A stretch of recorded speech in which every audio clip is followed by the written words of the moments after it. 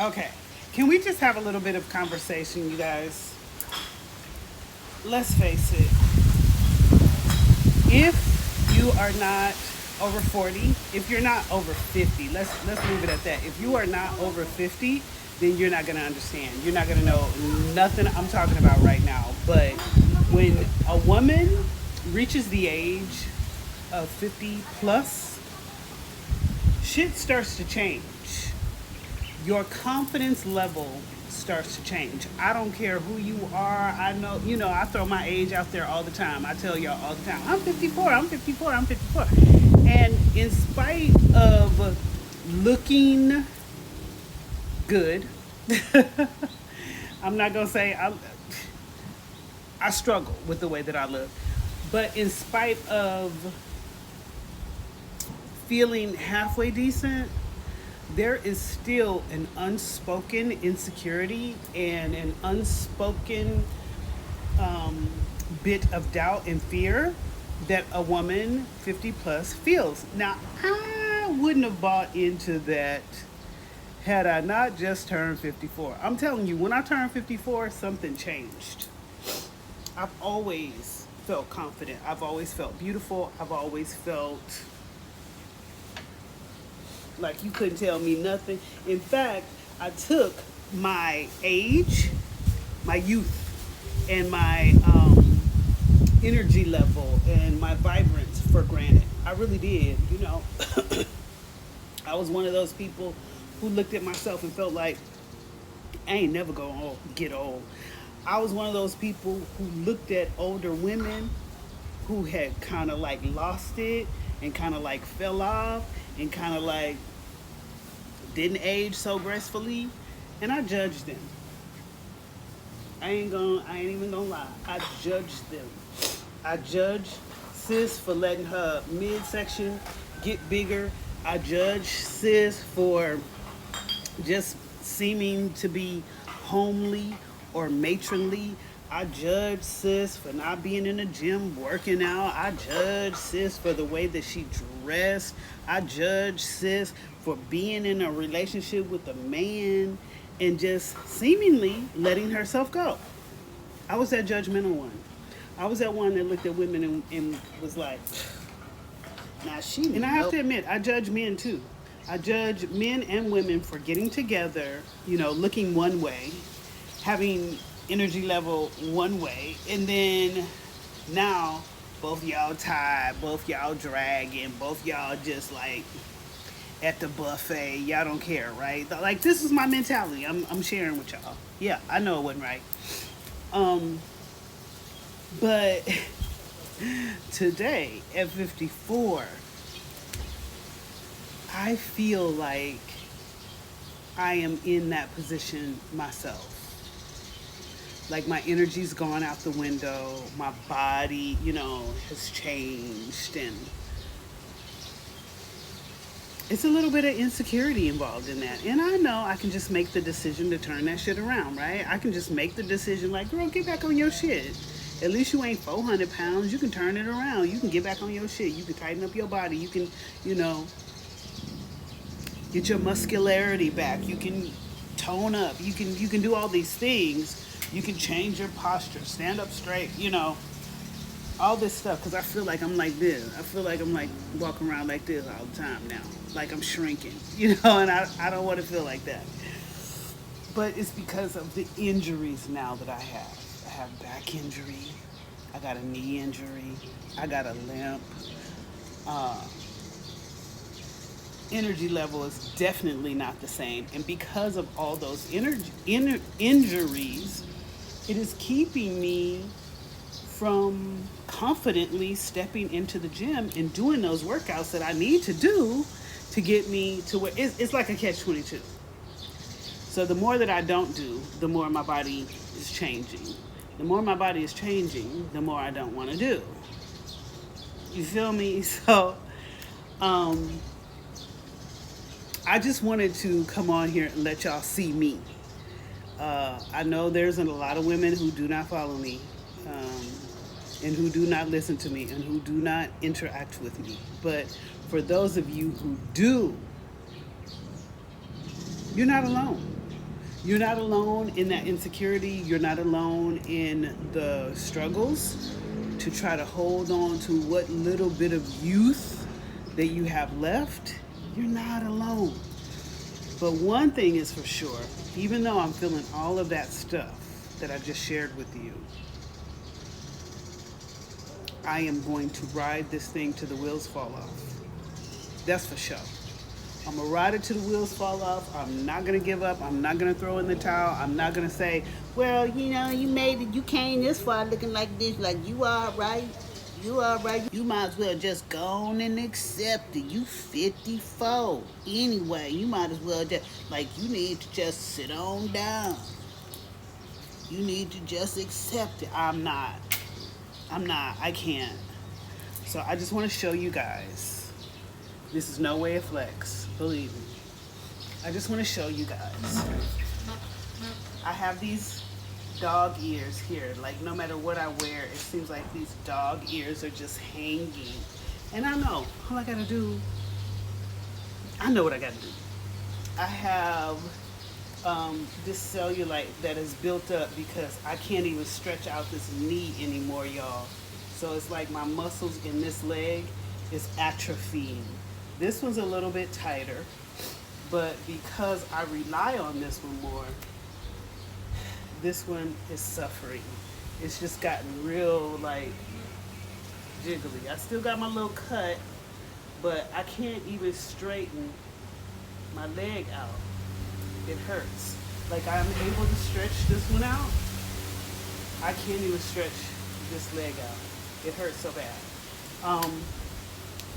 I have this excess here. My booty's sagging and I want to lift it up. Like I said, I ain't flexing. I ain't showing out. I'm just telling you the struggles that I have. My shoulders, I love my shoulders, but my shoulders used to sit higher. They used to be stronger and tighter. My traps was sitting. I'm sharing these things with you guys. Oh, and then, I don't know, it's like this here, it ain't crazy.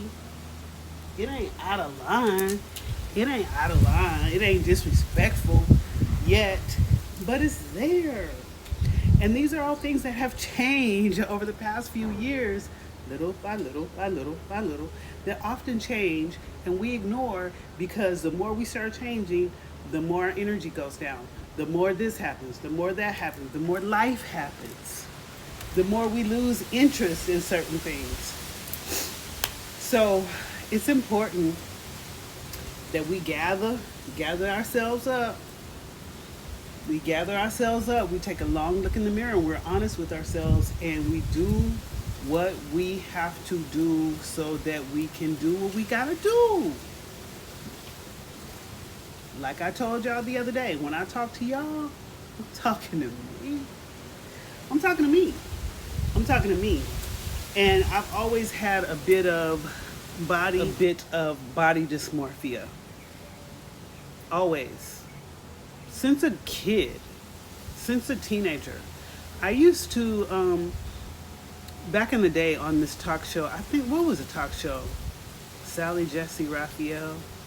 But they had featured a lady who was anorexic and bulimic. The whole panel was like anorexic or bulimic. And of course they were white women because they're usually the ones who struggle with those types of diseases. And after watching that, I really considered becoming anorexic and bulimic. I know, it sounds crazy. My mother was a professional model growing up, and I often got judged for my body.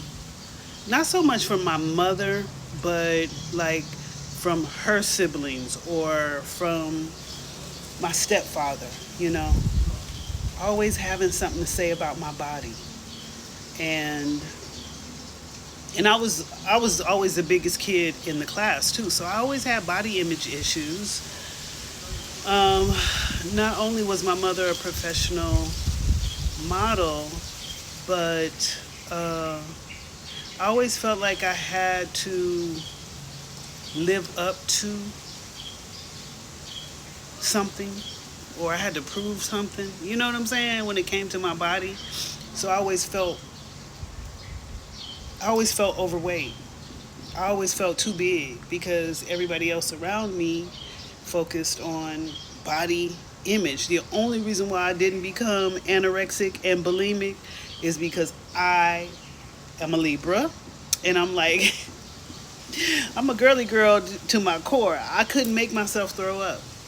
I could not make myself throw up.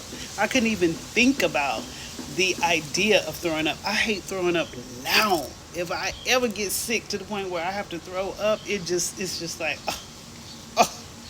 So I couldn't make myself throw up. But I just remember like all the time wanting to starve myself and wanting to, well, maybe if I eat and I throw up, then I'll be fine. I'll be skinny. You know, I'll look good. I'll feel good about my body.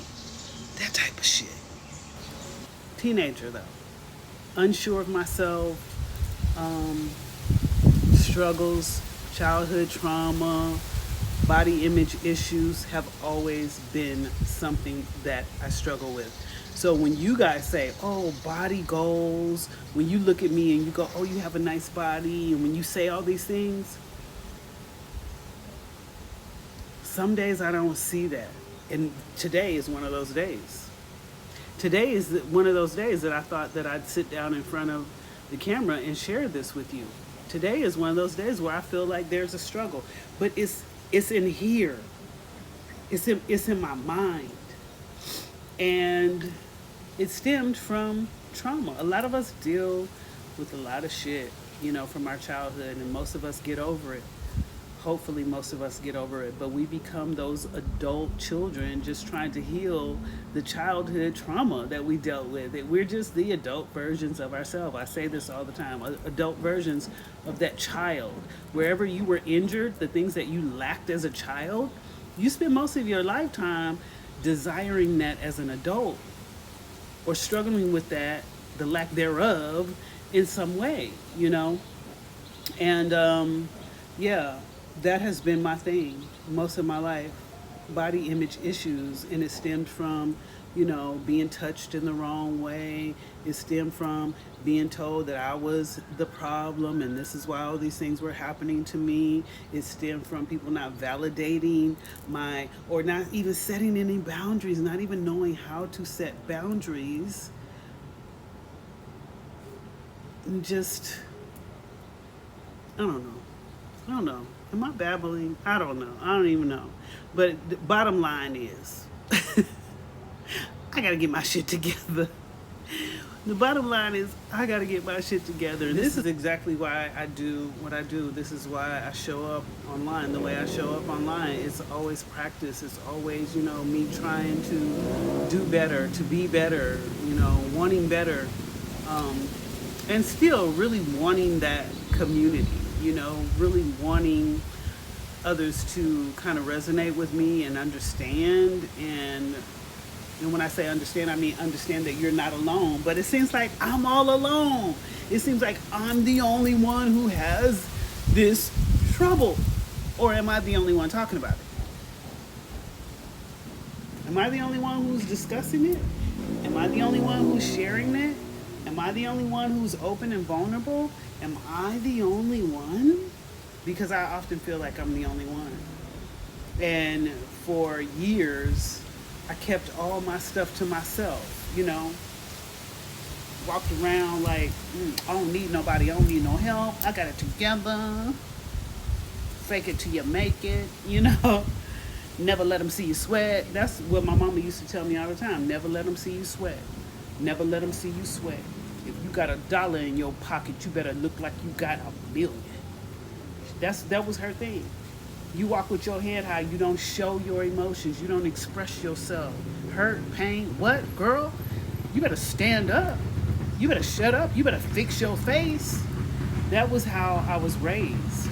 So again, a lot of what people see, like, oh, she's so strong. oh, she's so confident. Oh, it's a gift and a curse, you know? And people don't see the curse side of it. They don't see where it stems from, the root of it. They just look at the picture. Never judge a picture by its cover. And don't put pressure on your children, because it carries over until their adulthood, and they spend a lifetime trying to fix shit. I'm 54 years old, and I'm still trying to overcome. I'm still trying to heal. I'm still trying to become. And most of the time, I do feel good about myself. Most of the time, you know, I do look in the mirror. Often, I look in the mirror and I go, girl, you got it. Girl, you're beautiful. Because I don't have anyone else telling me that. So I learned that a long time ago. You have to see that in yourself. I'm here in Bali, Indonesia, you know, on this beautiful island, and I pamper myself. I love on myself. And I'm learning how to do that, you know, by being nice and kind to myself, because for many years I was not. And yeah, so anyway, just thought I'd share that, because I am on a journey